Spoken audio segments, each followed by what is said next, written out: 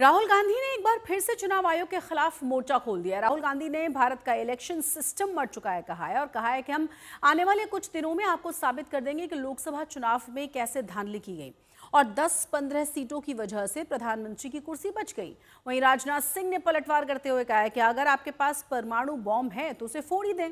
हाँ, इतना ख्याल रखें कि आप सुरक्षित रहें।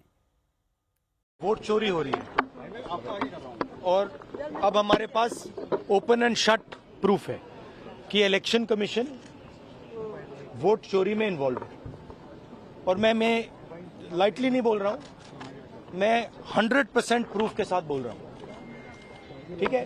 और आप सबको पता लग जाएगा जैसे ही हमने ये रिलीज किया, पूरे देश को पता लग जाएगा कि इलेक्शन कमीशन वोटर चोरी करा रहा है। किसके लिए करा रहा है, किसके लिए करा रहा है? बीजेपी के लिए करा रहा है। ओपन एंड शट है, नो क्वेश्चन। हमें मध्य प्रदेश में सस्पिशन था, लोकसभा में सस्पिशन था, महाराष्ट्र में वो थोड़ा आगे गया, स्टेट लेवल पे हमें लगा कि यहां पे चोरी हुई है। वोटर एडिशन हुआ था, 1 करोड़ वोटर्स ऐड हुए थे। फिर हम थोड़ा डिटेल में गए, हमने कहा देखो अब इलेक्शन कमीशन तो मदद नहीं कर रहा है, तो थोड़ी ग्रैन्युलैरिटी में जाना है, गहराई में जाना है। तो हमने अपना ही इन्वेस्टिगेशन करवाया, उसमें 6 महीने लगे और जो हमें मिला है वो एटम बॉम्ब है। मतलब एटम बॉम्ब है, फटेगा तो आप इलेक्शन कमीशन आपको दिखेगा नहीं हिंदुस्तान में। उनके मुंह से ऐसे निराधार और उल्टे बयान ये शोभा नहीं देते हैं। अभी कल भी एसआईआर के मुद्दे पर विपक्ष द्वारा संसद को बाधित किया गया है और कल नेता प्रतिपक्ष ने फिर से एक अनारगल बयान दिया है और उन्होंने कहा है कि चुनाव आयोग द्वारा वोट चोरी को लेकर उन्होंने सबूतों का एटम बम तैयार किया है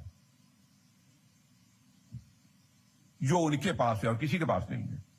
ऐसा एटम बम उन्होंने तैयार किया है जो कि वह केवल उनके पास है और किसी के पास नहीं है। मैं राहुल जी से कहना चाहूंगा बहुत विनम्रता के साथ, अगर आपके पास सबूतों का एटम बम है तो उसका परीक्षण तुरंत कर डालिए।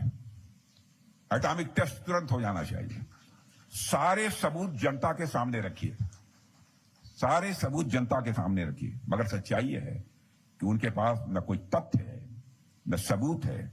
सनसनीखेज बातें करना उनकी पुरानी आदत है। राहुल गांधी के हालिया बयान को लेकर दिल्ली की सियासी गर्मी ज्यादा बढ़ी हुई है क्योंकि राहुल गांधी ने बीजेपी के दिवंगत नेता अरुण जेटली पर बड़ा आरोप लगाया है। राहुल गांधी ने कहा है कि जब मैं कृषि कानून के खिलाफ लड़ रहा था तो अरुण जेटली को मेरे पास धमकाने के लिए भेजा गया था। उन्होंने कहा था कि अगर आप ऐसे ही विरोध करते रहेंगे तो आपके खिलाफ कार्रवाई की जाएगी, जिसके बाद बीजेपी ने पलटवार करते हुए कहा कि राहुल गांधी के जो आरोप हैं वो पूरी तरह से निराधार हैं, गलत हैं और राहुल को जेटली जी के परिवार से माफी मांगनी चाहिए। I remember when I was fighting the farm laws, and he's not here anymore, so really I shouldn't say it, but I will. And Arun Jaitley ji was sent to me to threaten me. And he said, you know, if you carry on down this path, opposing the government, fighting us on the farm laws, we will have to act against you. I looked at him and said, I don't think you know who you're talking to. I don't think you have an idea who you're talking to. Because we are Congress people. We're not cowards. We're not going to bend. The British couldn't bend us. The superpower couldn't bend us. Who the hell are you? Congress party को गंभीरता से लेना चाहिए कि ये झूठ फरेब की राजनीति कब तक चलेगी, देशवासियों को कब तक भ्रमित करेंगे और कांग्रेस कब तक भ्रम में जिएगी। राहुल गांधी जी को मैं याद करवाना चाहता हूं, श्रीमान अरुण जेटली जी, सभी राजनीतिक दलों में उनकी रिस्पेक्ट थी, एक्सेप्टेंस थी, सर्वमान्य नेता थे वो। उनकी मृत्यु 24 अगस्त 2019 को हो गई और कृषि कानून 17 सितंबर 2020 और 20 सितंबर 2020 को ये लोकसभा और राज्यसभा में आए और मंजूर हुए।